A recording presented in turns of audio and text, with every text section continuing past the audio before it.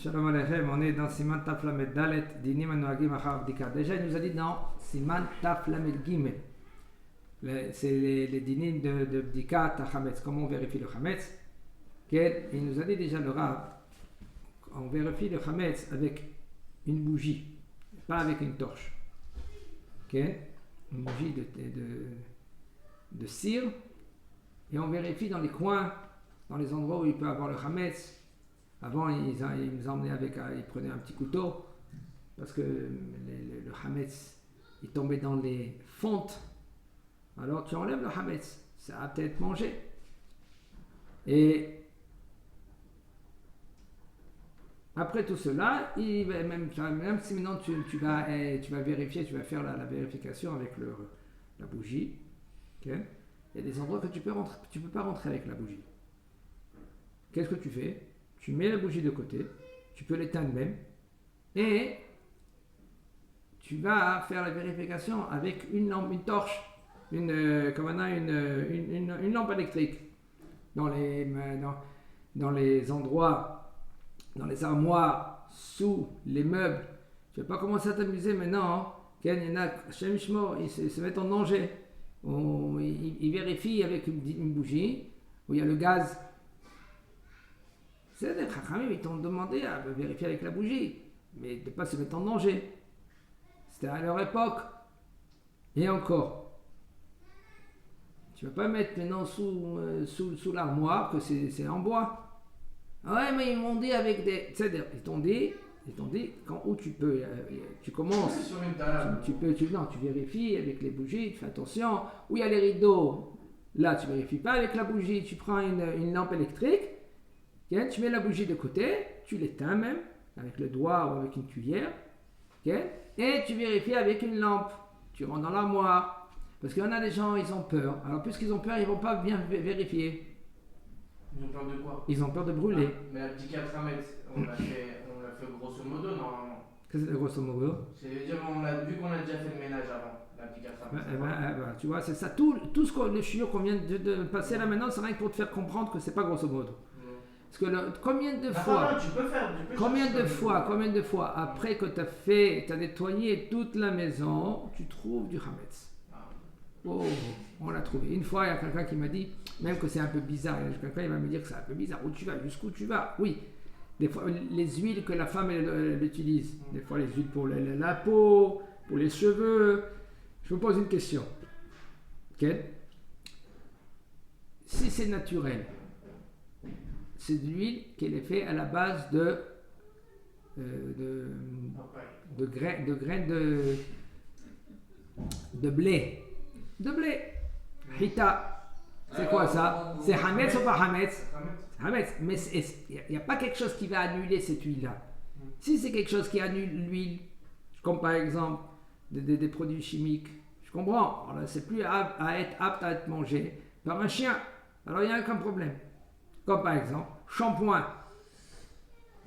même que c'est fait de la base de tout ce que tu veux, il n'y a aucun problème. Pourquoi? Un chien, il ne va pas te prendre dans un peu de shampoing, il va te le manger. Alors, sauf le rouge à lèvres par exemple. Le rouge à lèvres, oui, si c'est naturel, et c'est fait à base de beaucoup d'ingrédients, de kavana que c'est Hametz, alors là, c'est sûr que madame ne va pas se mettre du rouge à lèvres Hametz. Pourquoi? Parce que tu peux avaler. Tu fais comme ça, tu manges un petit casse-croûte. Casse-croûte, on parle de matzah avec un peu de hametz. Ça, on ne s'amuse pas avec. Mais si c'est pour les cheveux, ou par exemple pour laver le linge, tout ce truc-là, c'est pas besoin de cacher les pessards. Pas besoin de cacher les pessards, parce que tous les produits chimiques, ils annulent tout cela. Il n'y a aucun problème. On y verra après, on va développer un peu. Mais non, si on parle au niveau de quelque chose qui est naturel, c'est de la hita, du blé, et c'est naturel. Un chien, tu peux faire cuire un œuf dessus. Puisque tu peux faire cuire un œuf dessus, mais là, c'est Hametz. Il faut que tu le fais sortir de la maison. Comme quelqu'un m'a dit, un rabbi m'a dit, il a vérifié, il a fait la vérification chez lui à la maison. Or, Hachem, sa maison, elle était clean. Tout d'un coup, il est venu dans sa tête, il regarde les parfums de la femme, il n'y a aucun problème, parfum, c'est aucun problème. Okay? Tout d'un coup, il voyait, il a vu le produit de l'huile, je crois que c'était pour les cheveux, pour la peau. Il regarde, base du blé. Du blé, si c'est du blé. C'est pas dingue, comment ils font ça? C'est Hametz. Si c'est Hametz, c'est un problème. Tu peux pas le laisser chez toi à la maison. Pourquoi elle va pas le manger? Elle va pas faire des boulettes avec le... Il a rien à dire. Le fait d'avoir le Hametz chez toi à la maison, tu n'as pas le droit de la Torah. Mais alors, c'est quoi la différence avec... Il y a 3 interdictions. C'est assourd de voir ton Hametz. Pas le Hametz. C'est un goy, tu marches dehors, tu vois un goy qui mange un pita falafel. Il n'y a aucun problème. C'est pas ton Hametz. On parle ton Hametz, tu n'as pas le droit de le voir. Tu n'as pas le droit qu'il y ait du Hametz chez toi à la maison. Même à tel point, si Mohamed vient avec sa pita chez toi à la maison, c'est pas que c'est bon, il n'y a aucun problème. Mais il y a oui un problème, les miettes qui tombent. Au final, ça reste chez toi. En fin de compte, ça reste chez toi. 2, 3, c'est de ne pas manger le Hametz. Même que c'est une graine. Un morceau de Hametz. Pour cela, il faut faire très attention au Hametz, qu'en général, on fait sortir de la maison. Un homme que lui, qu'il a du Hametz Vadaï chez lui à la maison, et il compte selon la Mechira de vendre le Hametz, que nous, les séparades, on compte.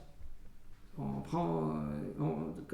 vend le Hametz. Il faut savoir chez qui tu vends le Hametz. Tu ne vas pas vendre chez quelqu'un que lui qui ne sait pas vendre un Hametz. En général, les grands rabbanim, les gdolim, eux, parce qu'il y a des détails. Et il y a des détails dans la vente. C'est pas une vente comme ça, tu vois, je te vends le Hametz et c'est tout. Il y a des détails. Il y a beaucoup de seifim dans le contrat que tu fais avec le goy. Que toi, nous, on n'est pas compétents. Il faut savoir que le grand rab, lui, il prend tout en considération. Il fait la vente comme il faut. Et toi, tu vas chez le rab, tu fais confiance, tu transmets la shlichut, que lui, c'est ton shaliach, ton envoyé de vendre le Hametz.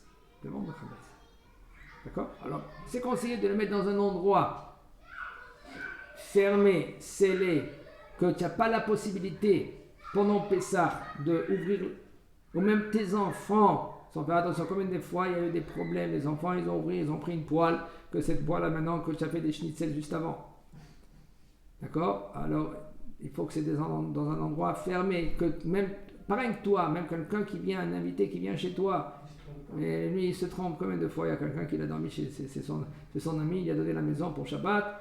Alors il a préparé le Shabbat et il a pris des schnitzel. Il a cru que c'était des schnitzel qui étaient cachés à l'épaisseur, parce que les schnitzel cachés à l'épaisseur, le pain pas dur, en fin de compte, c'était du pain pas dur, c'était Hametz Gamour.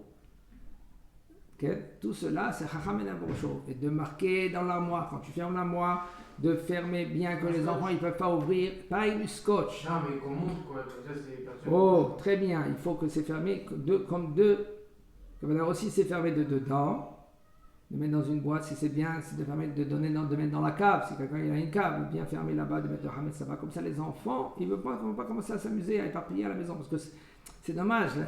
Toute l'abdika que tu as fait, ça sert à quoi? Tu dois refaire après l'abdika à la maison.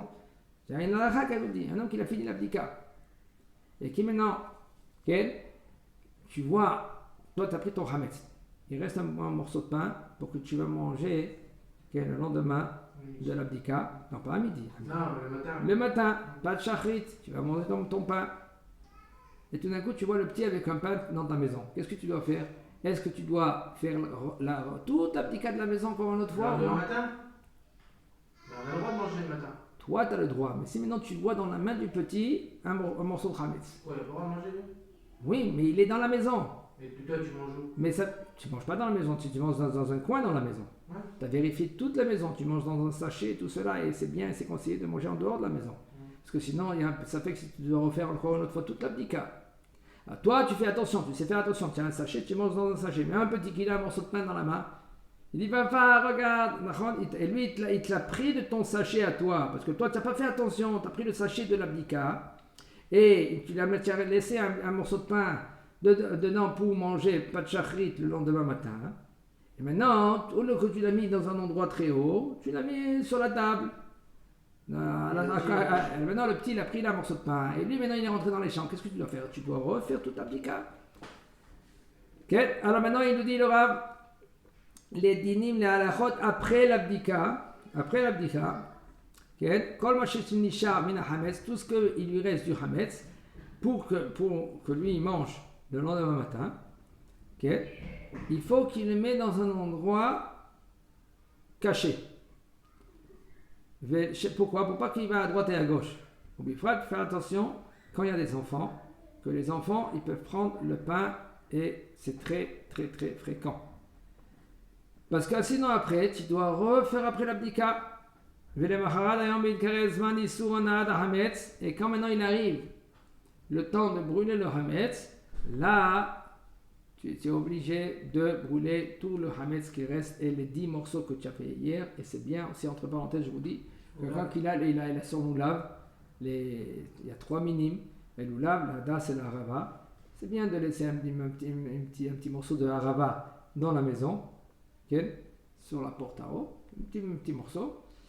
Et le reste, tu le prends et tu le brûles avec le hametz. C'est là, tu mets dans un petit sachet, un petit truc comme ça, tu mets dans la maison. On avait dit que c'était le loulav, on pouvait le mettre au-dessus de la porte. On le met le loulav, d'accord. Mais c'est bien de laisser. Tu vois, maintenant c'est le loulav là maintenant. Tu vas le brûler. Tu vas le brûler. Et pourquoi tu vas brûler le loulav, la rava et la hadas? Parce que tu as fait avec une mitzvah, maintenant tu vas faire une autre mitzvah. Biou chametz. Il nous dit le Rav, il faut faire très très attention. Quand maintenant tu as fini de manger le pain le matin, okay, tu vas nettoyer bien tes dents. Tu vas te les brosser les dents. L'abdika, okay, après que tu as fait l'abdika, le dit hier le soir, maintenant il te reste le morceau de pain. Toi tu dois faire avant de le brûler. Okay. Là, tu vas dire comme ça. Ici, il dit l'arabe, okay, tu vas le brûler. Après le brûler, tu dis Kol Hamira Deika Birshuti. De là, Hazite ou de la Birte, les petits Vébré Kafa, ça c'est la veille. Ça c'est la veille, après l'abdika. Après, on verra quand il va la brûler, il va changer du noussar. C'est-à-dire maintenant, je vais traduire. Kol Hamira, toutes sortes de Hametz qu'il y a dans mon réchou, dans mon domaine, et que j'ai pas vu, et j'ai pas exclu de la maison. De l'obiarté, ça veut dire exclure de la maison. L'ivtil, il sera annulé comme de la poussière de la terre. C'est très bon même. Non, mais ce que je veux dire, c'est quand on fait l'abdika, et que après, mis à part les bouts de pain que vous avez dit, si l'enfant il a touché les khametz qu'on avait fait dans l'abdika, là oui d'accord. Mais si l'enfant il vient, il a trouvé, je sais pas, il avait une petite cachette à lui, on sait pas, et il vient avec un khametz, il a annulé ce khametz. Il est annulé, d'accord, mais le problème il est maintenant, il va te l'éparpiller chez toi à la maison. Non, mais moi je vous parle pendant la fête, complètement, pendant Yom Tov. Oui. Pendant Yom Tov, il va arriver, je sais pas d'où il va sortir un bout de khametz, aucun rapport. Mais sur le khametz, il sera annulé, non? Menak, pourquoi tu dis ça? Peut-être qu'il est annulé. Il est annulé par rapport à quoi il est annulé? Grâce à l'abdika khametz. Il est annulé parce que tu l'as annulé, d'accord. Mais on craint, que toi tu dois le droit à la mitzvah de biou chametz, même pendant la fête. Non. Pendant Yom Tov, tu n'as pas le droit de le toucher parce qu'il est mouxé. Tu prends, tu dis au petit, ok, s'il peut le jeter dehors, ça c'est mieux. Il a dans la main, qu'il le prend, qu'il le jette dehors. Mais si maintenant il n'a pas jeté dehors, okay, il n'a pas jeté le hametz, maintenant il est là. Qu'est-ce que tu fais? Ici il le lâche. Toi tu prends un kili et tu couvres avec le hametz. Comme ça on ne voit pas. Comme ça, non, parce que comme ça tu ne touches pas. Parce qu'il est mouxé. Maintenant, après Yom Tov, tu prends ce hametz, voilà, et tu sors dehors et tu le brûles. D'accord? Et si tu n'arrives pas à le brûler, parce qu'on n'autorise pas dehors, tu peux le prendre, tu le jeter dans la mer. Et si maintenant, même tu n'as pas de mer, tu es dans les montagnes, tu prends, tu le jettes dans la poubelle, c'est bon. Et c'est bon. Parce qu'en vrai, le khametz, ça pourrait être n'importe quoi, pas forcément du pain, ça pourrait être un bonbon. Non, bonbon, ça dépend quelle sorte de bonbon. Il y a des bonbons que c'est pas hametz. Lui, si c'est un bonbon qui est paquet Charles Pessar à l'origine, qui a du khametz. Alors, voilà, c'est pour cela, c'est bien et c'est conseillé de manger tout avec une très bonne ashgaha. C'est ça, ça raconte 7 jours. Pourquoi? Parce qu'aujourd'hui, les ashgahot, il y a beaucoup de sortes de ashgahot. Il y a beaucoup de sortes de ashgahot. Et il y a des niveaux aussi dans l'ashgahot. Si tu veux, tu peux, et c'est conseillé même, de prendre le top pour Pessah et tout fermer, tout sceller. Ne t'achète, même que c'est possible d'acheter quand la ashgaha elle est bonne comme il faut, et puis cette ashgaha elle fait attention, d'accord, mais on a vu combien de fois que dans même des bonnes ashgahot, le bonhomme lui il achète des bonnes ashgahot et lui il a dans son magasin avec la petite pelle, maintenant il prend tous les épices cachères et il manque de pelle. Il va utiliser. Lui non, c'est pas lui mais c'est quelqu'un d'autre. Parmi ceux-là qui j'achète, les clients, ils vont prendre une pelle de l'autre côté où il y a le hametz.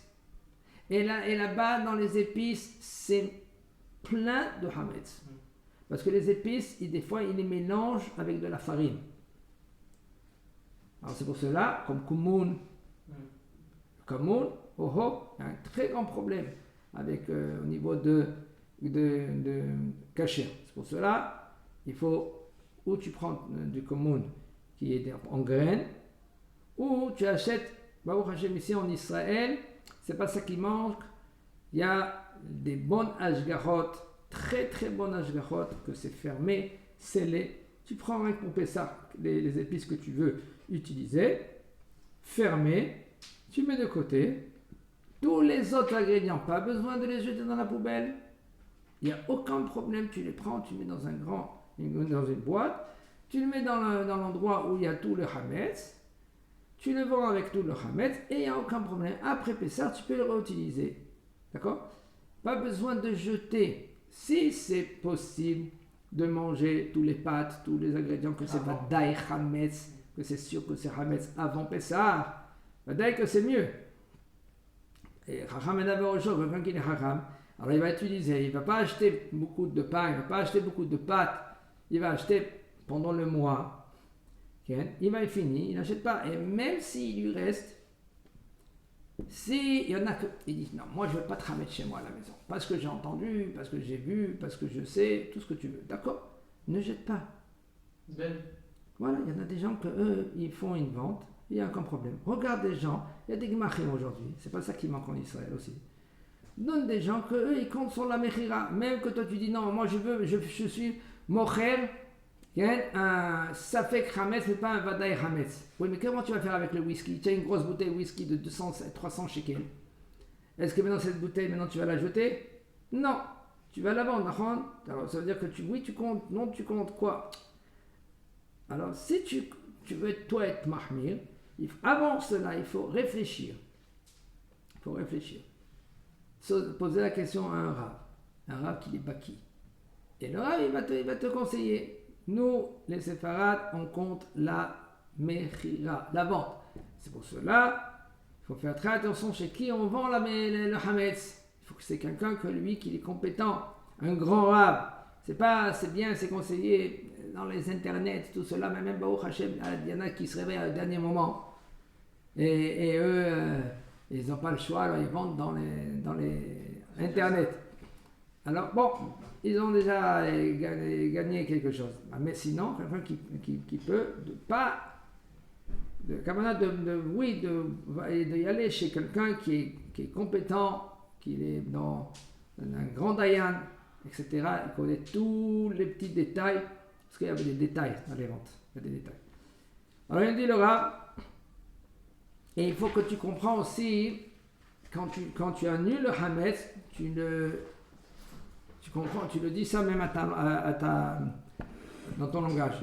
Voilà, si c'est en français, c'est en français, si c'est en hébreu, c'est en hébreu. Et tu le dis 3 fois. Et c'est bien et c'est conseillé.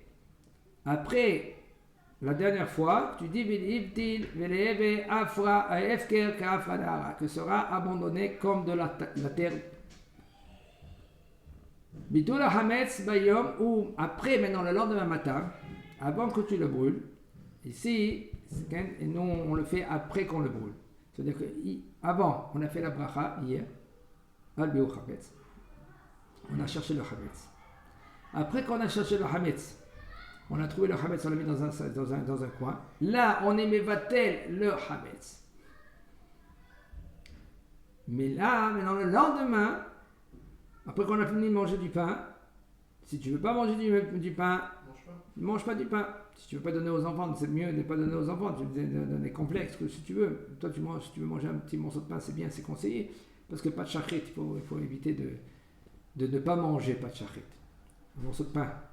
Le pain, le matin. Il faut, oui, et c'est conseillé. Oui, voilà, il faut manger.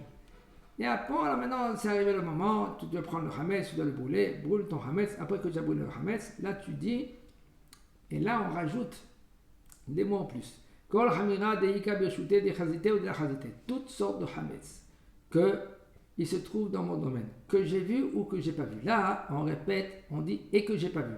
En haut, c'était j'ai vu. Ici, on dit maintenant, le lendemain matin, après qu'on a brûlé, okay, que j'ai vu et que j'ai pas vu. Que j'ai annulé, bi'arte, comme j'ai exclu de la maison, et que je n'ai pas exclu. Ça veut dire que maintenant j'annule même le hametz que des fois je n'ai pas trouvé dans la maison. Il sera annulé, il sera comme la poussière de la terre. Et le bitoul, il faut faire l'annulation, il sera après que on a brûlé, ou jeté dans la mer, ou jeté dans la benne.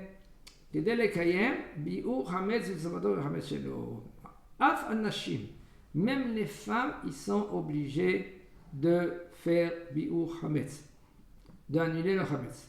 C'est pour cela, s'il n'y a pas un homme qui est chez lui à la maison, par exemple, lui il est au travail, il travaille de très très très bon matin, et bien c'est la femme qui doit faire et annuler le hametz. Il faut qu'elle fasse attention. Le hametz qu'elle a chez elle à la maison, il faut qu'elle va y aller brûler le hametz. Il faut qu'elle dise après Kol hamira de ika birshut ba'ali, qu'il est dans le domaine de mon mari. De hazité ou de la hazité, que j'ai vu et que j'ai pas vu, etc. C'est-à-dire qu'elle dit, elle dit de Ika Birshut Ba'ali, qui se trouve dans le domaine de mon mari. Mais quand il fait l'abdika le mari le soir, la veille, il doit faire dans tous les domaines qu'il a. Le lendemain matin, il faut annuler encore une autre fois. Il faut annuler, et maintenant, après que tu l'as brûlé. Alors, qui c'est qui doit dire ça? La femme, elle va dire. Mais elle va dire qu'il est dans le domaine de mon mari. Parce que tout, c'est le domaine de son mari. Elle doit avoir une grande cabana sur chaque chose qui appartient à son mari. Son mari, il met autant qu'un chélière, même que son mari ne met pas autant qu'un chélière. En général, c'est le mari, il dit à sa femme, écoute, annule le hametz, notre hametz. D'accord? Mais, si maintenant le mari, lui, il n'a pas la tête sur les épaules, il travaille, il est dans le travail, tout cela, alors là, c'est la femme qui annule sa place parce que Zakin Nadav Shalom Madame, maintenant sa femme, lui, le bonhomme, lui, il est content que sa femme elle a annulé son hametz.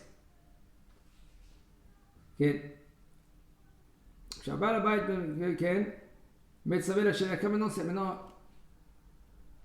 la femme, elle y va avec son mari, et le mari, lui, maintenant, il va chez ses parents, en dehors de la ville. Qui c'est qui va faire il va vérifier. Lui, il a nettoyé la maison, mais il est parti déjà le 10 Nissan.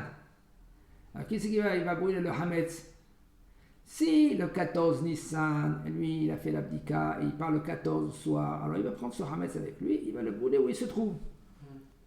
Mais si maintenant, lui, il part aussi le 14, c'est-à-dire la nuit de l'abdika, lui, il fait une petite dika comme ça, et il dit à son shaliach, il fait une dika comme il faut, avec la bracha. Maintenant, lui, Shabbat Abayt Metzavé, la Sheliach Yibdok Chametzo, Velevatlo, a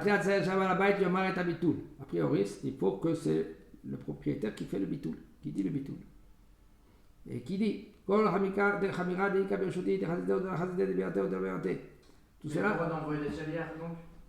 Parce que En général, c'est lui, il faut faire l'abdika dans la maison. Et lui, le bonhomme, il n'est pas là. Oui, mais s'il n'est pas là. Alors, il faut faire l'abdika dans la maison. Oui, mais s'il n'est pas là, il va pas faire l'abdika le 10. Il peut faire l'abdika le 10, mais il ne peut pas faire la bracha. Il peut faire l'abdika le 10 sans bracha. C'est pas qu'il peut, il doit faire sans, parce qu'il n'a pas le choix. Et Mais, après, mais le lui, 14, qui c'est qui fera avec Personne. Personne. Il Non. peut pas envoyer à quelqu'un, un cousin. oh, voilà, c'est ça qu'il dit le Rav. Il peut envoyer un shaliach. Et il fait aussi la bracha, le shaliach. Parce qu'il y en a qui partent la première fête, la Chag Aleph, et après Chag Bet, ils sont revenus. Ils sont juste partis pour. Voilà, c'est pour ça on craint que le bonhomme il va venir pendant la Ça. fête. Et s'il va venir pendant la fête, là, il y aura un problème. Hein? La maison, elle n'est pas bdouka. Alors il dit comme ça, כשבעל הבית מצווה לשליח לבדוק את החמץ ולבטלו, לכתחילה צריך הבעל הבית יאמר את הביטול. A priori, il faut qui c'est qui doit faire le bitul, qui c'est qui doit dire tout le noussar, c'est le בעל הבית. Mais puis dit Aval, il dit le Rav, im bitlo shaliach. Alors maintenant, comme maintenant il a annulé le shaliach. Comment il va annuler le shaliach? Comme on l'a dit tout à l'heure au niveau de la femme, c'est le shaliach que lui qui doit dire comme ça. Kol hamira de ikar birshut ploni. Tout hametz qu'il y a dans le reshut, dans le domaine de Abraham ben Yaakov. Il sera annulé, il sera comme de la poussière de la terre. Okay. כן.